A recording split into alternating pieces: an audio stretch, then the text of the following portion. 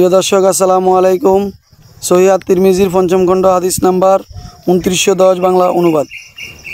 আব্দুল্লাহ ইবনে মাসউদ রাদিয়াল্লাহু তাআলা আনহু হতে বর্ণিত, তিনি বলেন, রাসূল সাল্লাল্লাহু আলাইহি ওয়াসাল্লাম বলেছেন, আল্লাহ তাআলার কিতাবের একটি হরফ যে ব্যক্তি পাঠ করবে তার জন্য এর সওয়াব আছে, আর সওয়াব হয় তার ও 10 গুণ হিসেবে। আমি বলি নাই যে আলিফ লাম মিম একটি হরফ, বরং আমি বলেছি আলিফ একটি হরফ, লাম একটি হরফ, মিম একটি হরফ, অর্থাৎ 3টি হরফ 30 নেকি, এভাবে প্রতিটি 10 নেকি। সহিহ তাকরিজু তাহাবিয়া কিতাবে 139 এবং মিশকাতে হাদিসটি 2137 রয়েছে। আব্দুল্লাহ ইবনে মাসউদ রাদিয়াল্লাহু তাআলা আনহু সনদ সূত্রে হাদিসটি সহিহ। প্রিয় দর্শক, আসসালামু আলাইকুম। সহিহ আত-তিরমিজির পঞ্চম খণ্ড হাদিস নাম্বার 2909 বাংলা অনুবাদ। আলী রাদিয়াল্লাহু তাআলা আনহু হতে বর্ণিত, তিনি বলেন, রাসূল সাল্লাল্লাহু আলাইহি সাল্লাম বলেছেন, সেই লোক তোমাদের মধ্যে উত্তম যে কোরআন শিক্ষা করে এবং অন্যকে শিক্ষা দেয়। হাদিসটি সহিহ। আবু ঈসা হাদিসটি এবং আব্দুর রহমান সহ একাধিক সাহাবী আলী রাদিয়াল্লাহু তাআলা আনহু নবী করিম সাল্লাল্লাহু আলাইহি সাল্লাম সূত্র বর্ণনা করেছেন। প্রিয় দর্শক, আসসালামু আলাইকুম। সহিহ আত-তিরমিজির পঞ্চম খণ্ড হাদিস নাম্বার 2908 বাংলা অনুবাদ। ওসমান রাদিয়াল্লাহু তাআলা আনহু হতে বর্ণিত, তিনি বলেন, রাসূল সাল্লাল্লাহু আলাইহি সাল্লাম বলেছেন, সেই লোক তোমাদের মধ্যে শ্রেষ্ঠ এবং উত্তম যে নিজে কোরআন শিখে এবং অন্যকে শিখায়। হাদিসটি সহিহ। হাদিসটি ওসমান রাদিয়াল্লাহু তাআলা আনহু তিনি নবী করিম সাল্লাল্লাহু আলাইহি সাল্লাম হইতে একই রকম বর্ণনা করেছেন। প্রিয় দর্শক, আসসালামু আলাইকুম। সহিহ আত-তিরমিজির পঞ্চম খণ্ড হাদিস নাম্বার 2904 বাংলা অনুবাদ। আয়েশা রাদিয়াল্লাহু তাআলা আনহা হইতে বর্ণিত, তিনি বলেন, রাসূল সাল্লাল্লাহু আলাইহি সাল্লাম বলেছেন, কোরআন পাঠে দক্ষ ব্যক্তি আখিরাতে সম্মানিত নেককার ও ফিফিকর ফেরেশতাদের সাথে থাকবে। আর যে ব্যক্তি উহা ও পাঠ করে এবং এটা তার পক্ষে ও হিসামের বর্ণনায় খুবই কঠিন এবং শোবার বর্ণনায় কষ্টকর, সে 2টি পুরস্কার পাইবে। হাদিসটি হাসান সহিহ।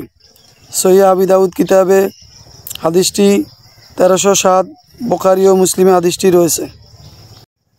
প্রিয় দর্শক, আসসালামু আলাইকুম। সহিহ আত-তিরমিজির পঞ্চম খণ্ড হাদিস নাম্বার 2903 বাংলা অনুবাদ। উকবা ইবনে আমির রাদিয়াল্লাহু তাআলা আনহু হতে বর্ণিত, তিনি বলেন, রাসূল সাল্লাল্লাহু আলাইহি সাল্লাম আমাকে প্রতি ওয়াক্ত নামাজের পর সূরা নাস ও ফালাক পাঠ করতে আদেশ করেছেন, অর্থাৎ হাতে ফু দিয়ে শরীর বন্ধ করার জন্য এটি খুবই সহিহ আমল। হাদিসটি সহিহ কিতাবে 1514, সহিহ আবু দাউদ কিতাবে 1363, তালিক আল ইবনে খোজাইমাতে 775 রয়েছে। আবু ঈসা হাদিসটিকে হাসান সহিহ বলেছেন। প্রিয় দর্শক, আসসালামু আলাইকুম। সহিহ আত-তিরমিজির পঞ্চম খণ্ড হাদিস নাম্বার 2902 বাংলা অনুবাদ।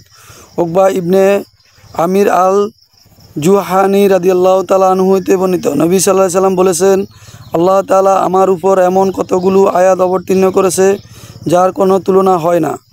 কুল আউযু বিরাব্বিন নাস শেষ পর্যন্ত এবং কুল আউযু বিরাব্বিল ফালাক হইতে সূরা শেষ পর্যন্ত। হাদিসটি সহিহ। সহিহ মুসলিমের 2য় খণ্ডে 200 নম্বরে রয়েছে। আবু ঈসা হাদিসটিকে হাসান সহিহ বলেছেন। প্রিয় দর্শক, আসসালামু আলাইকুম। সহিহ আত-তিরমিজির পঞ্চম খণ্ড হাদিস নাম্বার 2901 বাংলা অনুবাদ।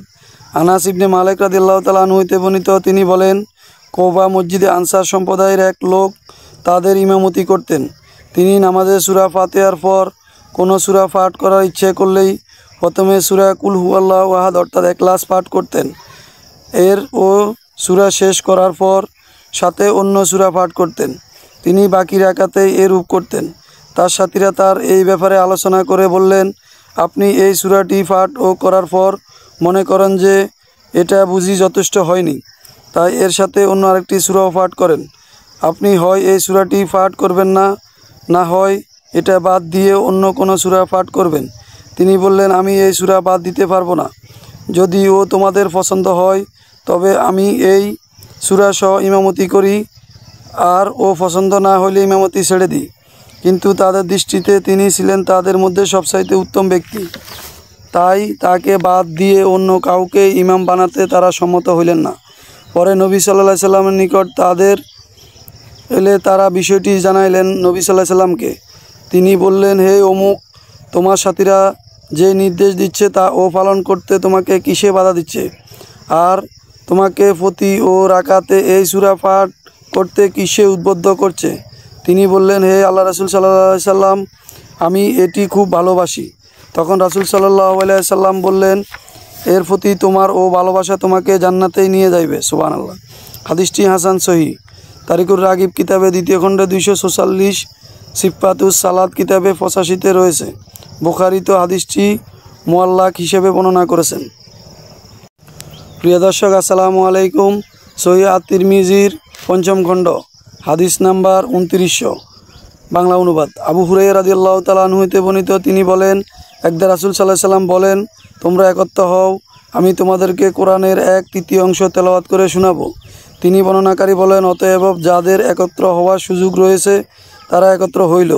নবী সাল্লাল্লাহু আলাইহি সাল্লাম ঘর হইতে বেরিয়ে এসে কুল হুয়াল্লাহু আহাদ ও সূরা ইখলাস তেলাওয়াত করলেন, তারপর ভিতরে চলে গেলেন। আমরা পরস্পর বলাবলি করতে লাগলাম। রাসূল সাল্লাল্লাহু আলাইহি সাল্লাম বলেছিলেন, আমি কোরআনের 1/3 অংশ তোমাদের ও সামনে তেলাওয়াত করব।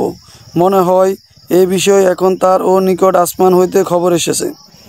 তারপর আল্লাহর নবী সাল্লাল্লাহু আলাইহি সাল্লাম বেরিয়ে এসে বললেন, আমি বলেছিলাম তোমাদেরকে কোরআনের 1/3 অংশ তেলাওয়াত করে শোনাবো। জেনে রাখো, এই সূরাটি কোরআনের 1/3 অংশের সমান। সুবহানাল্লাহ। হাদিসটি সহিহ।